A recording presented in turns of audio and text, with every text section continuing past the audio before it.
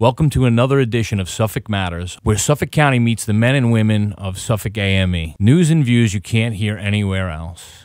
And before we meet this week's guest, here's a quick reminder. AME's May Day Music Festival is coming up on May 11th. Join us for live national and local bands, vendors, food and beer, fun for all ages. Get tickets at maydaymusicfestival.com. Kids under 12 are free. Okay, our guest this morning is Keenan Boyle. He's the bassist for Soundswell, who's playing the May Day Festival, and he's also a son of AME member Ken Boyle from DPW, and additionally is the Blue Point Brewery's oyster expert. So, Keenan, thanks for joining us this morning. All right, thanks for having me. So I said a bunch of things in the intro, and we should probably just get to what those things mean. Obviously, bassist for Soundswell. Why don't you talk a little bit about your, the sound of Soundswell and what you guys do, and your experience in the band. All right, well, I'm the bass player. We play original music. We're definitely a Patchogue-based band, and I guess we like to jam, at Blue Point Brewery mostly, or local venues out there. Yeah. And, every year we like to do different, like Bradstock Music Festival or Great South Bay Music Festival over the years. Sure. And May Day Music Festival is looking really good. I'm actually really excited about this. Yeah. I'm happy we got invited because, all the bands that are going to be there are just amazing. Yeah.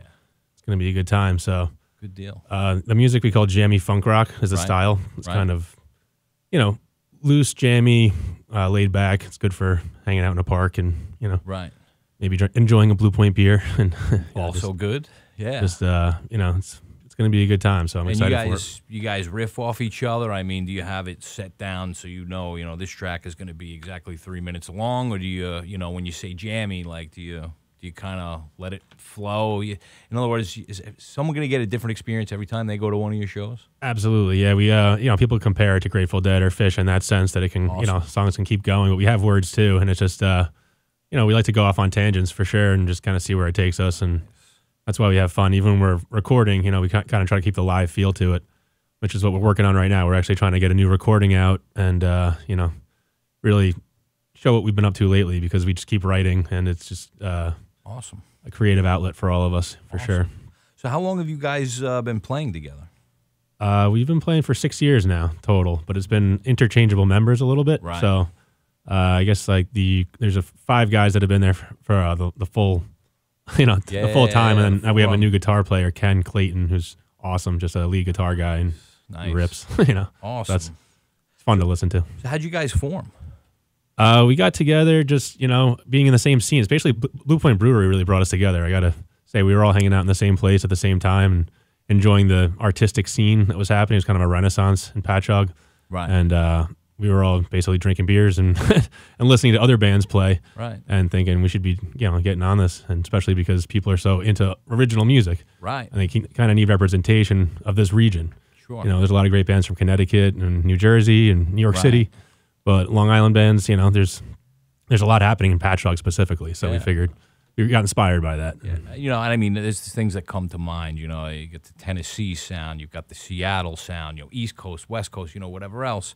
But every region kind of has their own vibe, so to speak, and Long Island music, I think, is unique to Long Island. So yeah, the coastal part, like you're referring to, is definitely we're all set, into sailing, surfing, skateboarding, like kind of that beachy vibe that you only get on an island, So we have a song called Island Mentality, which is just representative of what we're feeling here on Long Island, which is, you can get to the beach and you can have a nice summertime and awesome the bay and the sound. Yeah. So Soundswell is kind of referring to that, it's a swell of sound, but it's also a wave on the Long Island Sound, Sure. Soundswell. Very cool. So how do you feel about the causes? I mean,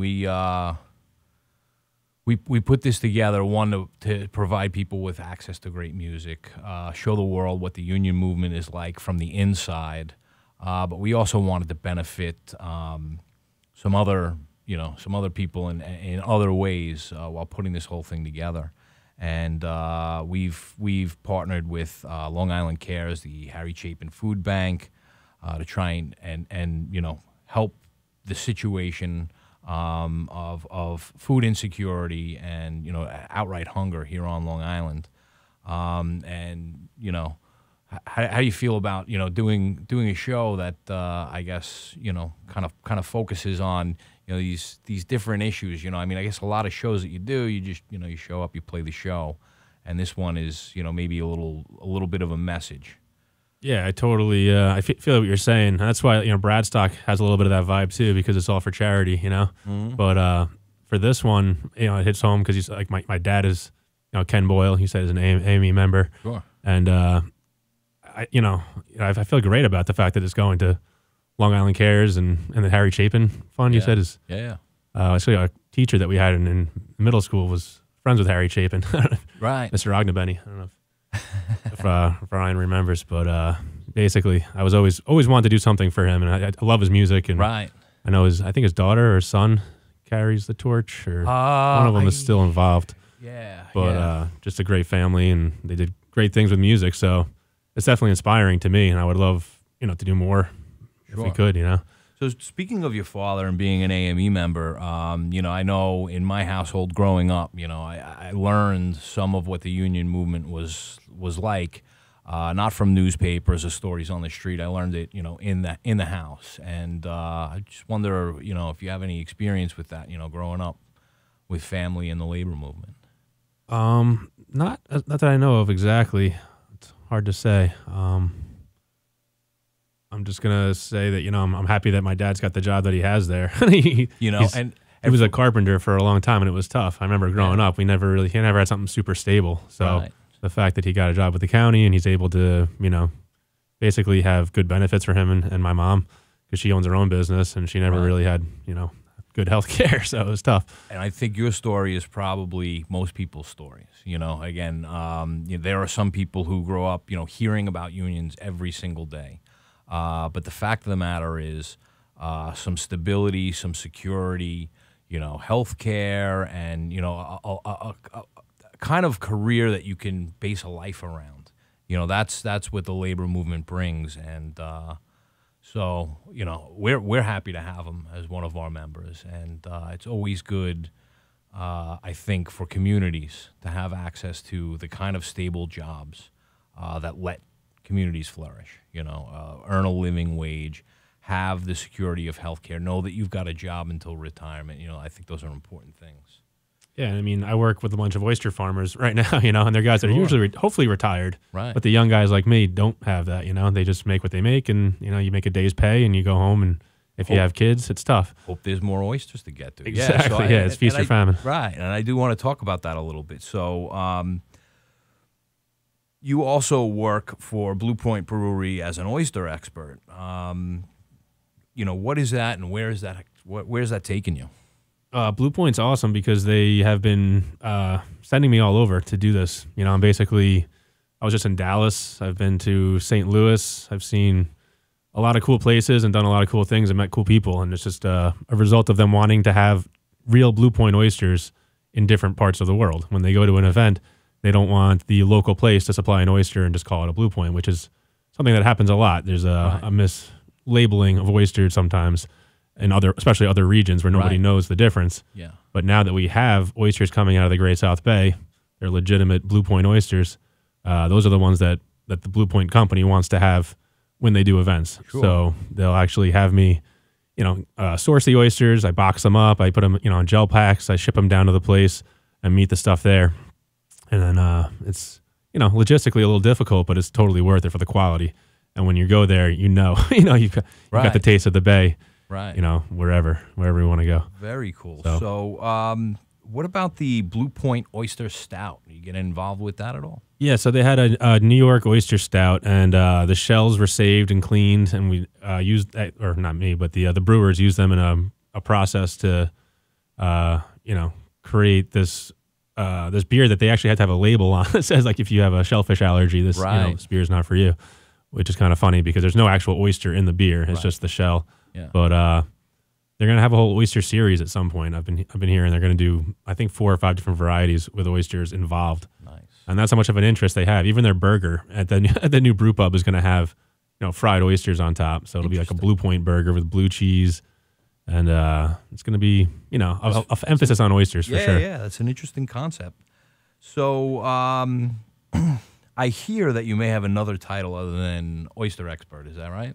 Yeah, you can't tell because it's the radio, but right. But there is another title, and we'll just leave it at that. Are you talking about my past experience or my current? I don't know. Ryan wrote the questions. Nice. I'm the tall mother sucker, but at some point I was a naked cowboy. I don't know if you're bringing that up. But the naked cowboy thing was he's a great guy. He's a guy in Times Square, right, from Cincinnati, Ohio. Robert Burke, right, and he's got the naked cowboy oyster. And that's how they were basically like, hey, Keenan, we need a naked cowboy for this thing we're doing. Yeah, so I tried it for a little bit. I was in Times Square in my underwear, and you make stripper money. It's not a bad deal. Yeah, but it's who wants to do that? That's awesome. So, but no, I'm actually the tall mother shucker now. I'm 6'7", so I was always the tall naked cowboy. Right. Now I'm just the tall mother shucker. I'm just awesome. Trying to capitalize on the height, basically. Awesome. I like it. But yeah, basically the oysters I grow are you can grow an oyster to any size. Right. So there's an emphasis on small oysters these days. Right. So, a lot of naming has to do with the size and things like that. And there's like, you can name it after the region that you're in. So I'm actually trying to come up with, something if I have my own farm, because town of Islip right now, I'm on a list. Hopefully I'll have my own lease at some point, and I'll have my own oyster brand. And then I'll have to come up with a name. Come up with some cool names. Like I said, Naked Cowboy is just a silly name, right. But you could have a name just like the Great South Bay Oyster Company, or it already exists, or like, Fire Island Oysters, or something like that. Name it after the region that they come from. Or Sexton Island Oysters is one of the islands right there. Right. But I work with Lucky 13 Oyster Company, and they're it's right across from Bayshore or Bright Waters. Yep. Right by the Robert Moses Lighthouse, or Fire Island the Lighthouse. Yeah. By the Robert Moses Bridge. And beautiful little oysters. He's got them on the menu at Salt and Barrel and Bayshore and Lake House Restaurant.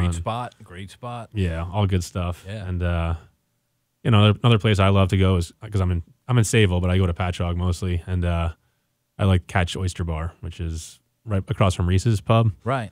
So it's just north of Main Street. It's a small place, but the food is amazing. We got owner Mike Avino, super cool. So cool. Definitely go there for oysters if you get a chance. Yeah. So tell us a little bit about, obviously you've got a lot of knowledge and experience with oysters, and so maybe you could tell us a little bit about, protecting shellfish and the Great South Bay and, the Billion Oyster Project. Yeah, Billion Oyster Project is founded by Pete Malinowski, who's a really cool guy, works for the harbor school, and his parents own Fisher's Island Oysters, and he's doing great things for the New York Harbor. He's basically, doing a shell collection where tons of restaurants all around the New York City area and now Long Island save their shells at the restaurants when they're done using them, and put them into these barrels and have them cleaned on Governor's Island, a certain area where nobody really goes. Yeah. And then they put them into cages, and they have the kids from the harbor school, basically working for school credit and building these cages. And it's pretty amazing what they've accomplished. And they're trying to restore 1 billion oysters to New York Harbor, just not to eat, but just to have out there. And that's just infrastructure for smaller fish, and basically the foundation for the whole ecosystem. That's very true. So all like oysters and clams, those are filter feeders in a sense. And when you see areas, in pictures, when they take pictures of the ocean, and it's beautiful and blue, and that is very much reliant on things like oysters and clams. And when you look at the Great South Bay, we have the nitrate runoff from all the septic systems that we're trying to get fixed here in Suffolk County, and trying to restore the shellfish population out in the bay. And that's not just in order to make to make beer and sell shellfish. It's to actually make a safe, clean ecosystem to support the habitat of the bay. Well, what's cool is that not just Billion Oyster Project, but there's a Shinnecock Restore program now. There's all these different people collecting shells and trying to make a difference. And it's like it's basically a stewardship. So once somebody sees somebody else doing it, they feel like they need to contribute. And Save the Great South Bay is another one, and Friends of Bellport Bay, all good people doing good things and trying to grow oysters, which is cool. Community based, yeah. Yeah, and the Friends of Bellport Bay, they're trying to seed out by the new inlet because they're from Bellport. Right. And they say leave the inlet open because now it flushes out the bay and it makes it nicer. Some of the homeowners think that it's going to flood their home more, but Right. Science tells us that there aren't waves coming through that inlet and hitting their home. It's just naturally going up and down. Natural equalization, yeah. So unfortunately, there's certain areas, especially in Montauk, where there needs to be a retreat, just for the shoreline, and that's where it gets sticky. But oyster farms are a way of I think a stewardship for the land. So now there's actually people out there making their living, observing every day the conditions, and they can report back and tell us that we need to clean up more, basically say for our livelihood, we need to clean up this bay. So that's more of a reason, I guess, especially when you're sitting in a restaurant, you're slurping the oyster, you're thinking maybe we should donate to Save the Great South Bay or something, or get more involved. And if you enjoy the resources, the things that come from the oysters, it doesn't take much to give back, right? Yeah, it's pretty simple. And it's just, what we do is really difficult. The farming aspect. Right. That's the really hard part. These guys go out there and just, kill their backs and, kill their gear. And like everything just gets, hit up by the weather. Everybody thinks it's going to be simple because it does sound simple. You just put little baby oysters out and you come back, and you grab them later. A year later and they're big, right? But to grow a nice oyster, you have to tumble it and you have to keep all the predators away and you have to make sure it lives, which is the hardest part. Yeah. And, some of these guys spend a lot of money on gear and on seed and they just can't make it happen. So there's a decent turnover. That's why I know my name is coming up on the list. But eventually I'll be able to lease my own property, which is basically $750 an acre for a year. And you get to have your oyster farm and you could have 2 acres. Most guys don't have more than 2 at this point. But you could put millions of oysters out there, like little ones. Yep. And by the time they get to be market size, they'll take up a lot more space and you'll maybe only have, a couple thousand market size if you're lucky.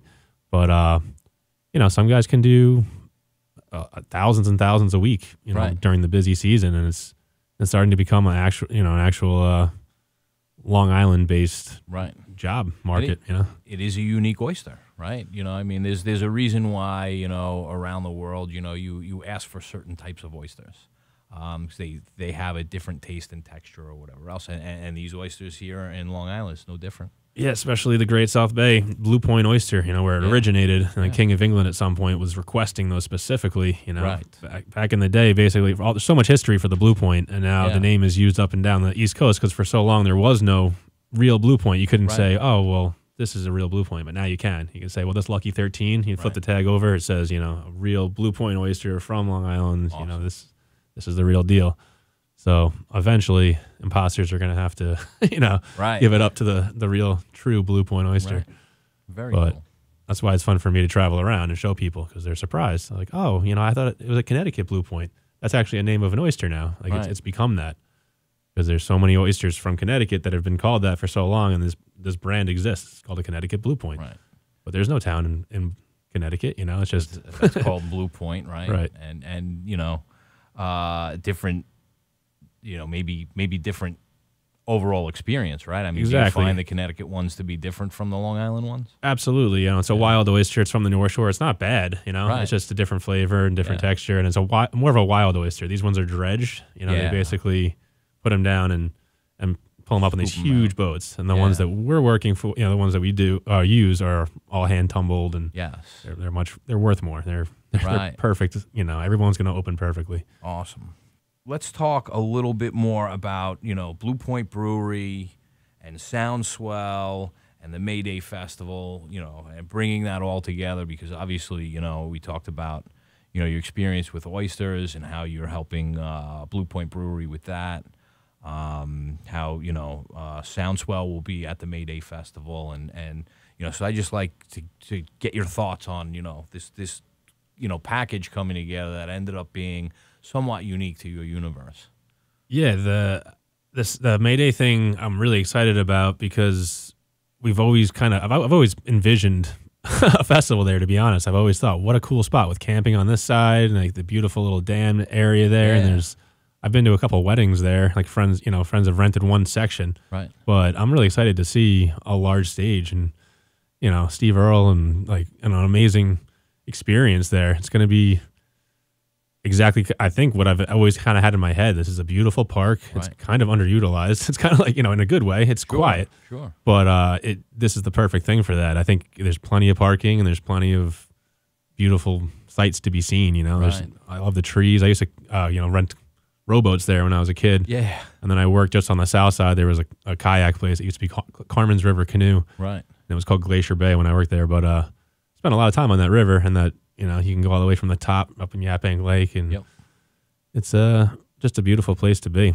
Yeah. So I hope the weather's perfect, because May 11th is a good time. My birthday's May 3rd, and then Right. a week later, I know the weather's always nice, so Yeah, it's going to be yeah. warm and sunny. Very cool. So then everyone will have to wish you happy birthday when they come see you play. I hope so. That's good. Give me a present or something. Yeah. And get a Blue Point oyster stout. Yeah, I hope that'd be great if we could have definitely the I think they're gonna have a stout coming out real soon if they don't already. But the IPA is the one to try right now. Like, Oh, okay. they're just calling it the IPA. Right. And, Blue Point's got some delicious flavors. Yeah. But we'll see what they've got on tap there. Hopefully, like I said, they always have toasted lager, probably summer ale at that point. I think it'll be out. But yeah, I'm excited for that, and I'm excited for the brew pub to open. So definitely come see me there. Yeah. And my band will be playing there, I think, 4 times this summer. 4 or 5 gigs at Blue Point Brew Pub, and then whatever outdoor events happen between now and then. Right. Cask Fest is coming up. Yep. If you've ever heard of that, but it's the huge, the biggest cask festival. A whole bunch of breweries will be there. Right. And, shucking oysters as usual. Oh, That's yeah. what I'll be doing. Oh, yeah. So you manage a traveling raw bar, and it's basically a dock to dish kind of situation. Let us know a little bit about that. Yeah, because of the farms that I'm connected with, I'm able to just source the oysters directly, from Lucky 13 or Great Gun Shellfish is another guy. Paul, he's awesome. There's a couple oyster farms that I can just go right to, or Maristella, and say, I want to get your oysters and bring them straight to this event, and I can have it timed so the day of the event or maybe the night before, Right. at most, and I'll have the stuff super fresh. Awesome. So that way, if I'm shipping it to another part of the country, I know it's going to be as fresh as can be. Right. As soon as they receive it, they open it in the refrigerator. But yeah, I mean, I love having that connection and being able to just get super fresh stuff, because it used to be, just 7 or 8 years ago, there were no farms here, and you could get wild stuff, and it's still really good stuff. But if you wanted these farm-raised oysters, you'd have to go to Rhode Island or Connecticut or Massachusetts. Right. So having the dock to dish availability is the best part about it. We actually live in an area where this business you could do works. that. Yeah, I can just say, you're 20 minutes away from where I need to pick them up. Right. And then I can just drop them off at the airport, or if I need to, or I can shuck them locally and keep it super fresh. And people love that. We make sauces, and we just show up and with a couple coolers, and basically make people smile. Oysters are one of those foods where people either love it or they don't really get it. Right. But if they love it, they really love it. Yeah. They'll just line up and freak out. Yeah, and just it's never enough. Basically, you could just keep serving these people, and it's awesome to watch because they're how into it. Like, I definitely do enjoy oysters, but some of the people that come to my oyster bars are like fanatics. Right. And it makes me happy because it's job good. security. That's good. So, if people want to learn more about oysters and what to do, we've talked about a number of things that people could do to help out. Are there any resources? Oh yeah, that's what I've been up to lately too. If you want to learn more, you can see me at Save a Library. That's coming up April 18th from 7 to 8:30, and that'll be I do these talks basically where I just kind of whatever I know about the history. I have a couple of like poster boards that I put up, and it's kind of a class basically about the Blue Point oyster and the history of Long Island oysters, and as I know it in the past 15 years of being involved with the industry. And it's basically what I learned from my dad, he was actually a clammer, back when he was in high school, and he tells me a lot of stories about the old Blue Point factory, and I try to just do all, start to finish of the history of oysters, and then shuck at the end, and give everybody a sample, Nice. Of what a Blue Point oyster is today. Right. Like I said, a Lucky 13 most likely. Right. And people love it. So I've been doing that all over. Blue Point Library. I've got one in Hopog. I do St. Joseph's College. Nice.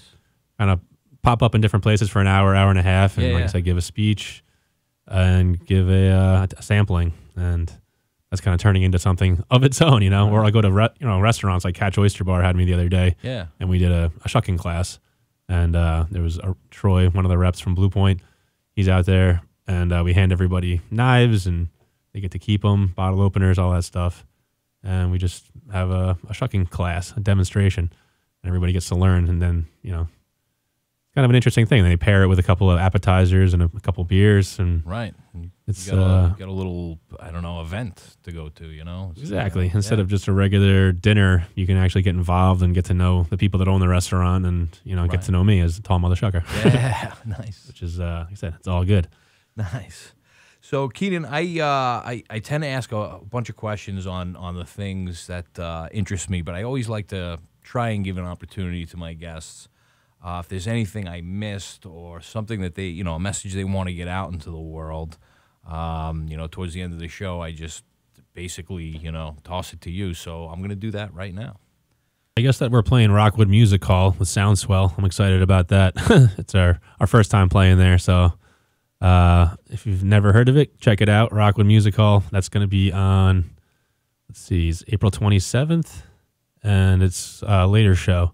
But I'm excited about that one. And then we're also doing, I guess May Day Music Festival is really the one to look out for, May 11th. Yeah, man. And I can't believe, the lineup is going to be fantastic, basically, of people that are going to be there. And that's the one I'm looking forward to the most. And, Tall Mother Shucker at Blue Point Brewery, that's definitely the place to be. So that'll be the middle of April. I guess, it's coming up real soon, actually. So definitely look out for me there. Be shucking it up. Right. And sampling delicious beers. And, that's about it. I mean, hopefully we get a lot of oysters this season growing. This is when they start to grow fast because it's starting to get warm. Right. And it's like popcorn out there. Yeah. They hibernate all winter, kind of slow down, and now they'll be grown super rapid and, tons of oysters for everyone. Yeah. So at May Day, obviously you're playing, and you're obviously tall, so it's going to be hard to miss you in the crowd. But what else do you think you'll get up to that day? I mean, other than playing, is there anything you're looking forward to? Acts you want to see, food you want to try, or you're going to be involved in anything else? I'm a big Quarter Horse fan. I would definitely check those guys out. Nice. I think they're my favorite Long Island original band for sure. And, Cassie House is amazing. She'll be there, which I'm excited about. Miles of Dayton. Those guys are great. Nice. All good local bands to check out. The Gin Blossoms are playing, which is cool. Last time I saw them was at a pop-up at Blue Point Brewery a couple years ago, and it was a really fun time. So I'm excited to see, like I said, Steve Earle. And, basically I have a 3.5-year-old, so I'm excited about that, That's just perfect. having her running around and hopefully blowing bubbles and, enjoying the park. And like I said, I just want to basically enjoy the park, walk around. And there's a lot of places to go outside of, the Just realm. where the festival is. Yeah. Like I think you said Starfish Junction is involved, so I know it's going to be run well because Andy's the man and he always does a good job. But outside of that, I would say walk off in any direction, And you're going to find spend some time. And I've explored the whole park pretty much with my dog, years ago, even though I guess it was the off season. That's why there was hunting going on. So hunters, you don't want to do that. Yeah, not during hunting season. I heard gunshots go off and we were out of there. But in the off season, I know there's a shooting range next door too. But there's a lot of places to roam, and this time of year ticks won't be too bad. And it's a good time to explore the park and go, see the river. There's a cool stream or river at that point that runs through there. Right. And maybe even bring a kayak or something. No, I guess they have them there, but it's still the off season at that point. But downriver you can go if you go further on the other side of Montauk Highway. There's the canoe and kayak rental place. Right. So that's something to check out for anybody who's going to the event. Cool. Yeah. Used to be Glacier Bay Sports. Now I think it's just Carmen's River Canoe. I think it's called again. Might be. Yeah. They could be open. I think they are open already. So check it out. All right. Cool. So Keenan, thank you for joining us this morning. Appreciate you coming down, talking to us about your very diverse life, all the things that you're into, all the traveling you're doing, all your different interests and endeavors. And to our listeners, we will see you again next week.